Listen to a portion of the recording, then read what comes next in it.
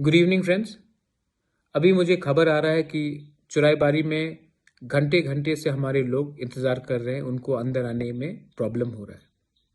मैं आपको बोलना चाहता हूं कि मैंने अभी टिपरा मोथा के थ्रू 5 बसेस चुराईबारी के लिए भेज दिए हैं। कल सवेरे तक पहुंच जाएंगे। ये बसेस आपको अपने घर, आपके कामी, आपके ग्राम तक ले जाएगा।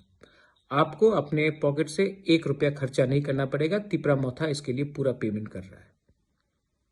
मुझे बहुत खराब लगता है कि जब अपने ही तिपरासा लोग बाहर से अपने राज्य में आना चाहते हैं तो उनको इतना मुश्किल होता है। लेकिन अगर किसी को बांग्लादेश से त्रिपुरा आना है तो वो 2 मिनट में चल के आ जाता है।